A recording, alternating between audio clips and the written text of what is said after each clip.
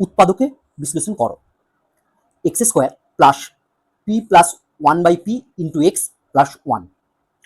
চলো এই প্রশ্নটির আমরা উত্তর করে ফেলি। অ্যান্সার, প্রথমে আমরা রাশিমালাটি লিখে ফেললাম।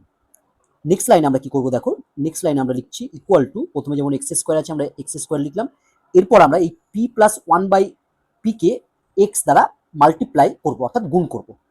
তাহলে এই পি কে এক্স দিয়ে আমরা গুণ করলে পাবো হচ্ছে পি এক্স, আগে প্লাস চিহ্ন আছে মানে আমরা পাবো হচ্ছে plus p x. One by p কে এক্স দিয়ে গুণ করলে আমরা পাবো হচ্ছে এক্স বাই পি, আগে প্লাস চিহ্ন যেহেতু আছে তাই আমরা লিখব প্লাস এক্স বাই পি, সবশেষে যেমন ওয়ান আছে আমরা লিখলাম প্লাস ওয়ান। এবার দেখো এই যে one by p into x, one by p into x এরকম হবে। এবার এটাকে দেখো এক্স এর নিচে কিছু নেই মানে আমি বলতে ওয়ান আছে, তাহলে ওয়ানের সাথে এক্স মাল্টিপ্লাই করলে হয় এক্স বাই পি এর সাথে ওয়ান মাল্টিপ্লাই করলে হয় পি।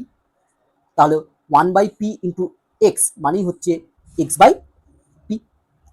এবার দেখো এই ওয়ানকে আমরা কি লিখতে পারি, দেখো আমরা জানি যে যদি পি বাই পি হয় তাহলে কি হবে, দেখো এখানে পি আর পি যদি কেটে যায় তাহলে ইকুয়ালটা আমরা লিখতে পারি ওয়ান। তাহলে নেক্সট লাইনে আমরা কি করব, এই ওয়ানের পরিবর্তে আমরা লিখে দেবো পি বাই পি।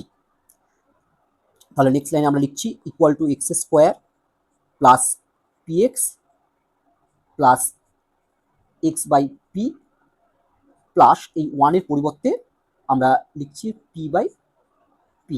কেন লিখলাম, কারণ দেখবে যখন কমন নেব না তখন আমাদের বুঝতে অঙ্কটি সুবিধা হবে।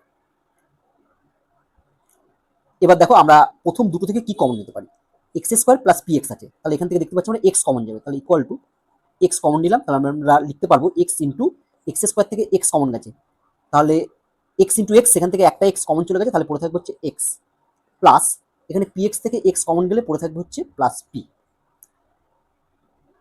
পরের যে টার্মগুলো আছে সেখান থেকে দেখো উভয়ের হরে পি আছে, অর্থাৎ উভয় রাশিতেই হরে পি আছে, তাহলে আমরা যদি হর থেকে পি কমন নিই তাহলে আমরা লিখবো প্লাস হর থেকে পি কমন নিলাম, লব থেকে আমরা কি কমন নেবো, কিছু কমন যাচ্ছে না মানে ওয়ান কমন যাচ্ছে, তাহলে আমরা ওয়ান বাই পি কমন নিলাম, অর্থাৎ plus one by p common নিলাম।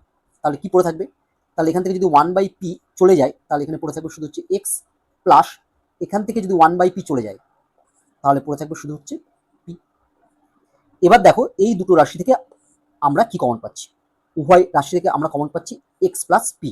তাহলে নেক্সট লাইন আমরা লিখছি equal to x plus P, এটা কমন নিলাম, তাহলে আমাদের কি পড়ে থাকলো দেখো, তাহলে আমাদের এখানে পড়ে থাকলো হচ্ছে প্লাস এক্স মানে হচ্ছে শুধু লিখলাম এক্স, আর এখানে পড়ে থাকলো হচ্ছে plus one by p, plus one by p, এটাই হচ্ছে আমাদের অ্যান্সার।